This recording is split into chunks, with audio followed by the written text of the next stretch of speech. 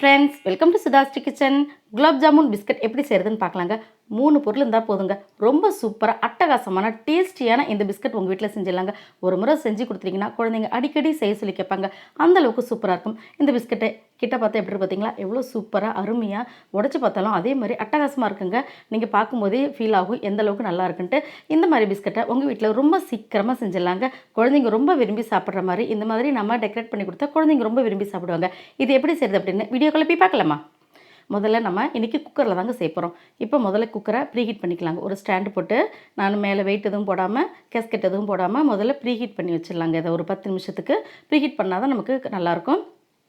அடுத்தது இன்றைக்கி இட்லி தட்டில் தான் நம்ம இந்த பிஸ்கட் எல்லாமே செய்ய போகிறாங்க. இதுக்காக தனியாக எதுலேயும் செய்ய போகிறதில்ல.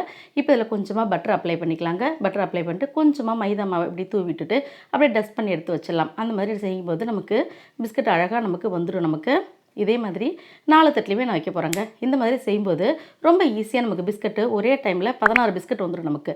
இப்போ ஒரு 60 கிராம் வெண்ணெய் எடுத்துருக்காங்க. இந்த பவுலில் சேர்த்துக்கலாம். இது நம்ம வீட்டிலேயே செஞ்சது தாங்க. இது இந்த வெண்ணெயை சேர்த்து அடுத்தது குலாப் ஜாமுன் மிக்ஸு ஒரு பாக்கெட் எடுத்துருக்காங்க. இந்த ஒரு பாக்கெட் குலாப் ஜாமுன் மிக்ஸை அப்படியே நம்ம இந்த பவுலில் நம்ம சேர்த்துடலாங்க. ரொம்ப ரொம்ப சூப்பரான அட்டகாசமான டேஸ்ட்டில் இருக்கும் இந்த பிஸ்கட்டே. நமக்கு பால் பவுடரில் செய்கிறத விட இது இன்னும் நல்லாவே இருக்குது. இப்போ இதை எல்லாத்தையும் நம்ம கலந்து விட்டுறலாங்க. இப்போ வெண்ணெயும் குலாப் ஜாமுன் மிக்ஸும் நல்லா நமக்கு கலந்து வரணும். இந்த மாதிரி நல்லா பிசைஞ்சு விட்டுட்டோம்னா நமக்கு நல்லா கலந்து வர்றது தெரியும் பாருங்கள். இந்த மாதிரி நல்லா ஒரு சேர நல்லா கலந்து விட்டுணுங்க. இந்த மாதிரி கலந்த பிறகு தான் நமக்கு அடுத்த பொருளை சேர்க்கணும்.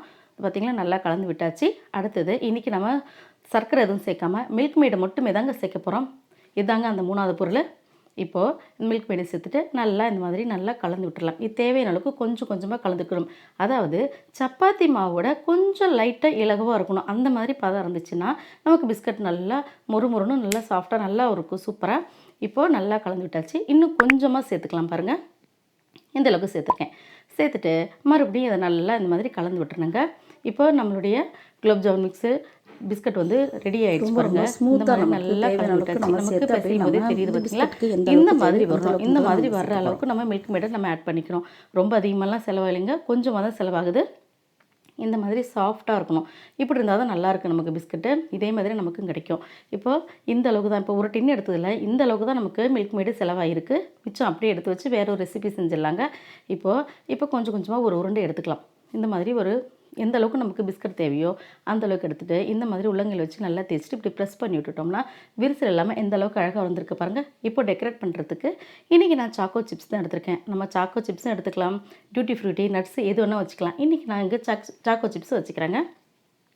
இந்த மாதிரி ரெடி பண்ணியாச்சு. ரெடி பண்ணிவிட்டு இப்போ நம்ம ரெடி பண்ணி வச்சுருக்கிற இந்த இட்லி தட்டில் ஒவ்வொன்றா நம்ம எப்படி ஆட் பண்ணிக்கலாம். எல்லாத்தையும் சேர்த்தாச்சு. இப்போ எல்லா தட்டிலையும் இதேமாரி சேர்த்து எடுத்து வச்சுட்டு இப்படி ஒவ்வொன்றா அடுத்தடுத்து நம்ம இட்லி வைக்கும்போது எப்படி வைப்போமோ அதே மாதிரி எல்லாத்தையும் நம்ம அடுக்கி வச்சிடலாங்க. ஒரே நேரத்தில் நமக்கு 16 பிஸ்கட் நமக்கு கிடச்சிருங்க.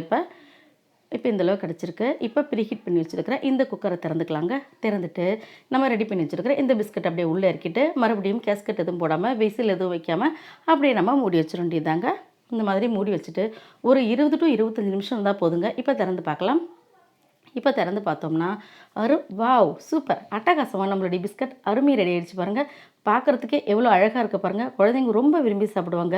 இப்போ இது ரொம்ப ரொம்ப சூடாக இருக்கும். பார்த்து நிதானமாக இந்த மாதிரி எடுத்து வைக்கணுங்க, இல்லைனா கை சுட்டுக்கும். நிதானமாக இந்த மாதிரி எடுத்து வச்சிடலாங்க. இப்போ இது நல்லா சூடாகட்டுங்க. சூடாறின பிறகு எப்படி இருக்குதுன்னு பார்க்கலாம். இப்போ நல்லா சூடாறிடுச்சு. நம்மளுடைய பிஸ்கட் ரொம்ப சூப்பராக வந்திருக்கு பாருங்கள். இந்த மாதிரி கருகாமல் செய்யாமல் ரொம்ப நல்லா வந்திருக்கு. இந்த மாதிரி அருமையான biscuit gulab jamun biscuit ready. உங்களுக்கு இந்த அருமையான குலாப் ஜாமுன் பிஸ்கட் பிடிச்சிருந்துச்சுன்னா SudhaSri கிச்சனுக்கு சப்ஸ்கிரைப் பண்ணுங்கள், ஃப்ரெண்ட்ஸ் அண்ட் ரிலேட்டிவ்க்கு ஷேர் பண்ணுங்கள், லைக் பண்ணுங்கள், கமெண்ட் பண்ணுங்கள். ஆரோக்கியமானதையே சமைப்போம், ஆனந்தமாக இருப்போம். தேங்க்யூ.